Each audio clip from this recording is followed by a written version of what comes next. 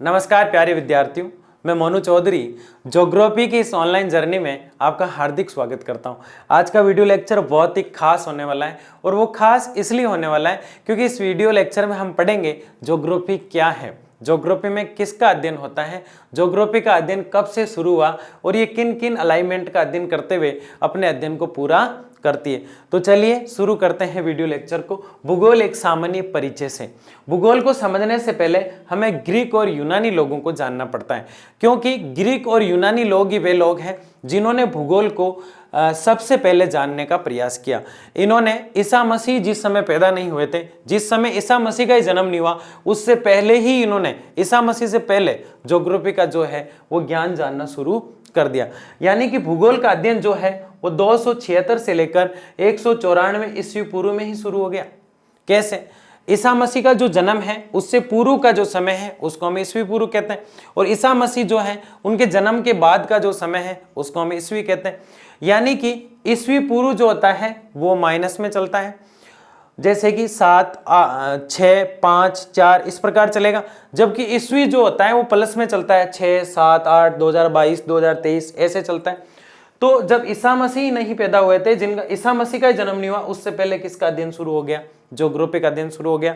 और अध्ययन की शुरुआत करने वाले जो लोग थे वो ग्रीक और यूनानी थे, और ऐसा करने वाले महान भूगोलवेता थे, ग्रीक विद्वान थे जिनका नाम था इरेटोस्थनीज। इरेटोस्थनीज वे व्यक्ति है जिन्होंने सबसे पहले भूगोल शब्द का प्रयोग किया। इसके साथ ही इन्होंने बताया कि पृथ्वी जो है उसको छोटे छोटे भूखंडों में बांटकर इन्होंने अक्षांश और देशांतर का ज्ञान कराया। पृथ्वी पर जो आड़ी रेखाएं जो होती हैं उन्हें हम अक्षांश कहते हैं, और पृथ्वी पर खड़ी रेखाएं जो होती हैं उन्हें हम देशांतर के नाम से जानते हैं। इसके साथ ही इन्होंने बताया कि पृथ्वी जो है वो चपटी है। पृथ्वी कैसी है? चपटी है। देखिए एक एप्पल से मैं बताता हूं आपको।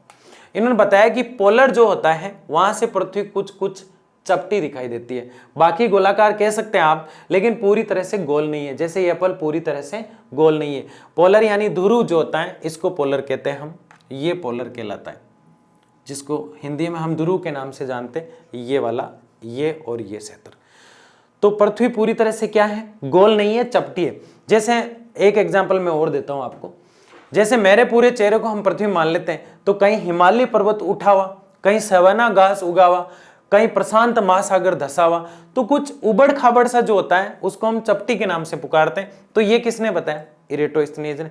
इसके अलावा इन्होंने नील नदी जो है उसका सबसे पहले एक सुंदर नक्शा बनाया। इसके अलावा क्या किया इन्होंने?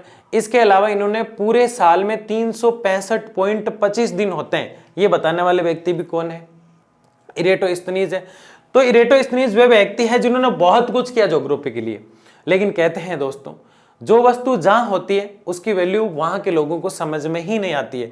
इरेटोस्थनीज को यूनान के लोग समझ ही नहीं पाए, वो इन्हें बीटा के नाम से बुलाते थे। बीटा का मतलब होता है, बीटा एक प्रकार से वहां की गाली जिसे आप कह सकते हैं।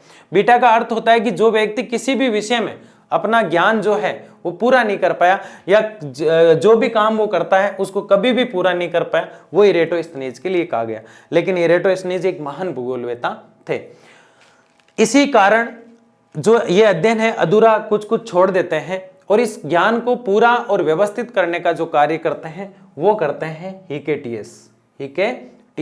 हिकेटियस वे व्यक्ति हैं जिन्होंने भूगोल को सही रूप दिया, भूगोल को व्यवस्थित रूप दिया, भूगोल के ज्ञान को तार्किक और व्यवस्थित ढंग से समझाते हुए वैज्ञानिक रूप की तरफ ले गए, वो थे हिकेटियस। इसलिए पूरी भूगोल के जनक बन गए, पूरी भूगोल के पिता कहलाते हैं हिकेटियस।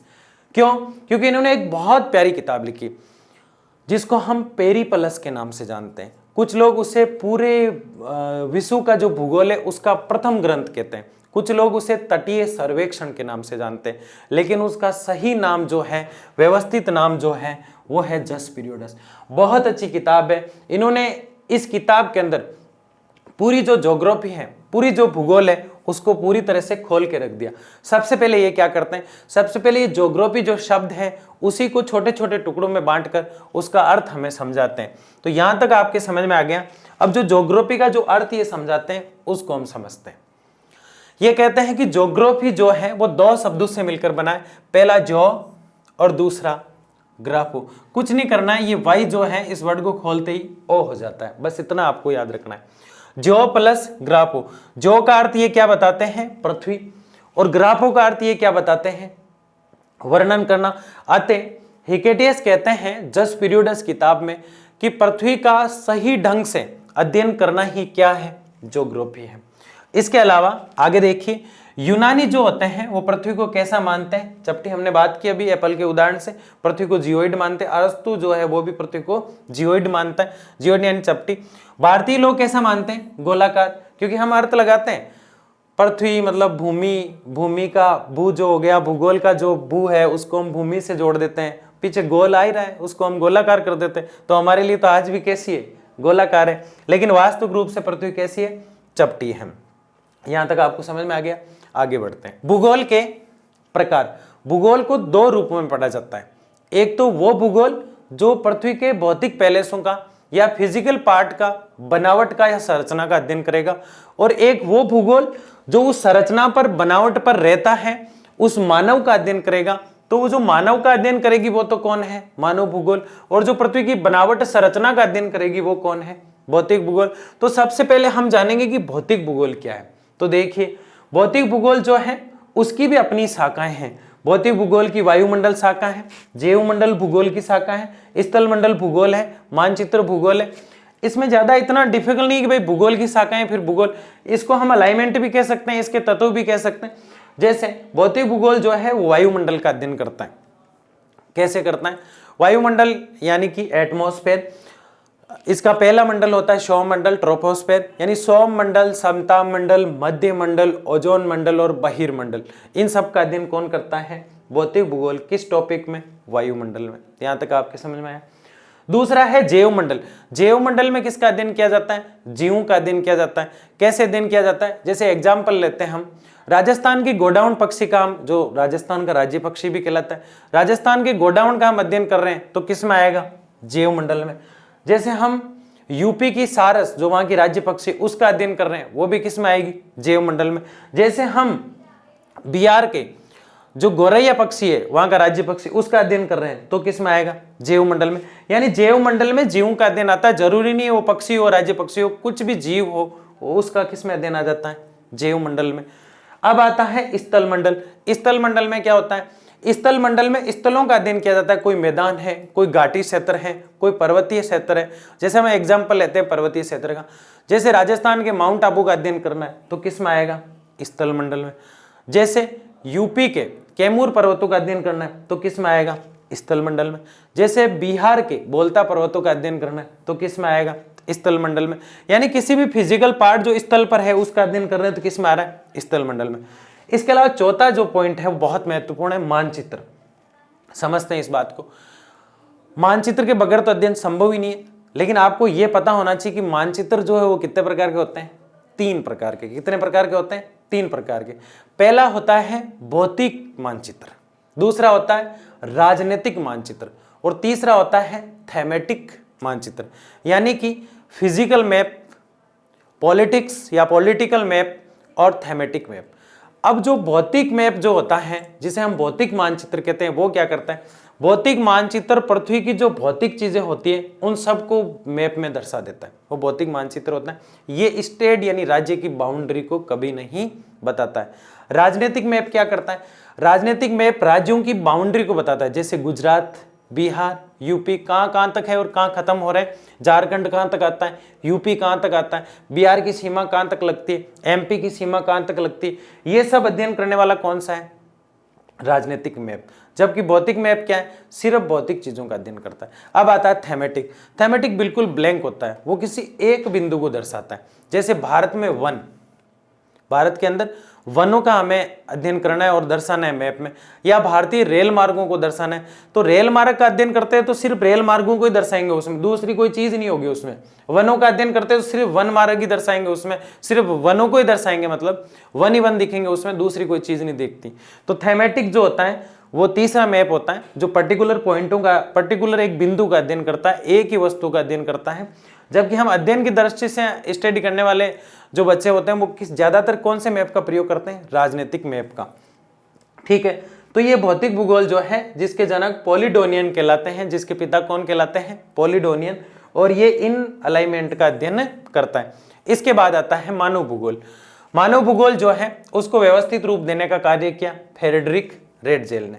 फ्रेडरिक रेडजेल ने एक बहुत प्यारी, बहुत सुंदर और एक बहुत मस्त किताब लिखी जिसको हम एंथ्रोपोजोग्राफिका के नाम से जानते हैं।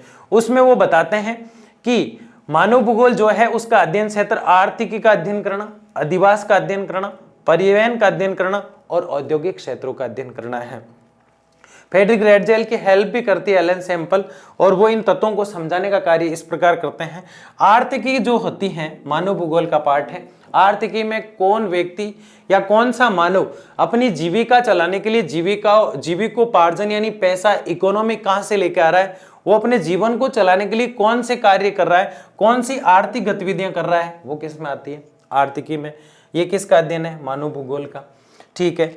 अधिवास, कोई व्यक्ति किसी, अधिवास को दो रूपों में देखा जाता है। कोई व्यक्ति किसी स्थान से उठकर कहीं जा रहा है, वो क्यों जा रहा है, उसको शिक्षा नहीं मिल रही है, या फिर उसको चिकित्सा नहीं मिल रही है, या फिर उसे वहां रोजगार नहीं मिल पा रहा है, तो वो स्थान कहलाता है उत्प्रवास।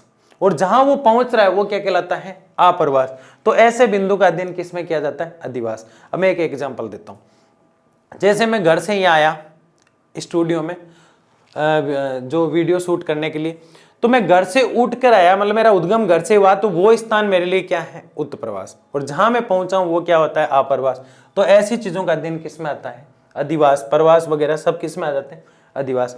तीसरा जो है मानव भूगोल का पार्ट वो है परिवहन, यानी कौन सा नेशनल हाईवे किधर से गुजरता है, नेशनल हाईवे 8 कहां से कहां तक जाता है, नेशनल हाईवे 15 कौन सा है, सबसे व्यस्तम राजमार्ग कौन सा है, ये सब अध्ययन किसमें होता है, परिवहन मानव भूगोल में। अब आता है औद्योगिक। औद्योगिक में क्या होता है, मानव भूगोल का चौथा पॉइंट या चौथी शाखा कौन सी है, औद्योगिक भूगोल। इसमें औद्योगिक क्षेत्रों का अध्ययन किया जाता है। जैसे मैं बोलूं सूती वस्त्र और कपड़ा उद्योग, नाम आती माइंड में आ जाता है राजस्थान, तो राजस्थान के सूती वस्त्र वाले उद्योगों का अध्ययन करना है तो किसमें आएगा, मानव भूगोल में।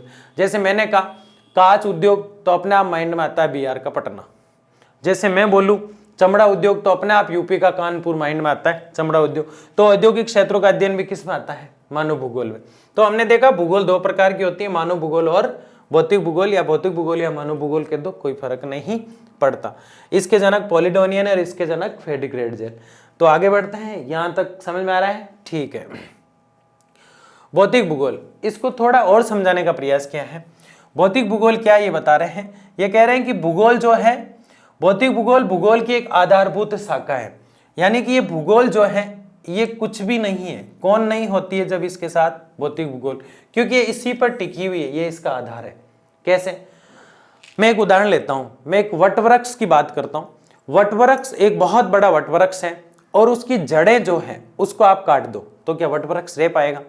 या फिर मैं एक उदाहरण लेता हूं कि मेरे दोनों हाथ हैं, ये मेरा सबसे ज्यादा जो काम आ रहा है राइट हैंड है, मैं इसे लिख रहा हूं, हर काम कर रहा हूं, इस हाथ में कोई तकलीफ हो जाए या परेशानी हो जाए तो मेरी वैल्यू वो रहेगी जो पहले है, नहीं रहेगी।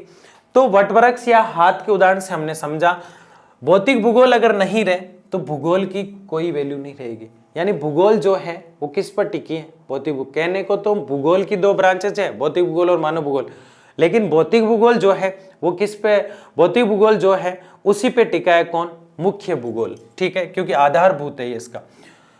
वृक्ष जो है, हमने कहा कि भूगोल को एक वृक्ष अगर हम मानते हैं तो भौतिक भूगोल उसकी क्या है, जड़ें हैं, ठीक है। उसके बाद हम कह रहे हैं भौतिक वातावरण का अध्ययन भौतिक भूगोल है, यानी वातावरण का अध्ययन ही क्या है, भौतिक भूगोल है। भौतिक भूगोल का जन्म पृथ्वी की उत्पत्ति के साथ ही हो गया। अब पृथ्वी बनी जब भी पहाड़ पर्वत नदियां सब आ गए तो इसकी उत्पत्ति के साथ ही क्या हो गया, जन्म हो गया, किसका, भौतिक भूगोल का। यानी जिस समय पृथ्वी बनी उसी की उत्पत्ति के साथ किसका जन्म हो जाता है, भौतिक भूगोल का। जबकि मानव भूगोल, मानव बाद में आया तो मानव भूगोल बाद में आई। देखिए मानव भूगोल कैसे आया। मानव भूगोल, मानव प्लस पर्यावरण के साथ संबंध का अध्ययन किया जाता है। यानी मानव जो है वो पर्यावरण के साथ किस तरह रहता है, इसके संबंधों का, और वो उसके साथ अपने आप को कैसे एडजस्ट करता है, उस समायोजन का अध्ययन किसमें होता है, मानव भूगोल में। मानव प्लस प्रकृति या फिर मानव प्लस पर्यावरण एक ही बात होती है।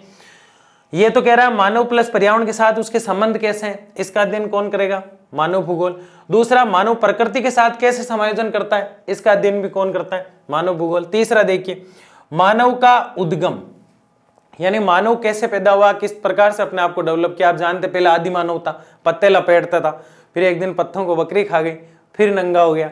तो उद्गम क्षेत्र क्या है उसका, प्रजाति। इसमें ये जातियां जो हम मानते हैं वो नहीं है। प्रजाति का मतलब जनजातीय क्षेत्र, यानी जंगलों में रहने वाला व्यक्ति जनजाति का कहलाएगा, मैदानों में रहने वाला मैदानी कहलाएगा, पहाड़ों में रहने वाले पहाड़ी कहलाएंगे। तो इस प्रकार जो प्रजाति है उसका अध्ययन भी किसमें होता है, मानव भूगोल में।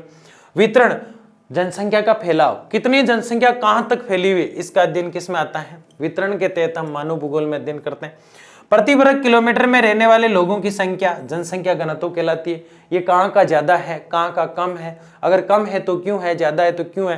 यानी जैसलमेर में 17 ही लोग क्यों रहते हैं पर किलोमीटर में, जयपुर में 585 या 87 लोग क्यों रहते हैं, अरुणाचल प्रदेश में 117 लोग ही क्यों रहते हैं, बॉम्बे वगैरह में इतने ज्यादा लोग क्यों रहते हैं। इसका अध्ययन कौन करता है, मानव भूगोल जनसंख्या घनत्व के रूप में। इस वितरण को पढ़ते हुए प्रत्येक 10 साल में, यानी प्रत्येक 10 वर्ष में जितनी जनसंख्या बढ़ती है उस वृद्धि और संरचना का अध्ययन और आने वाली समस्याओं का अध्ययन भी कौन करता है, मानव भूगोल करता है।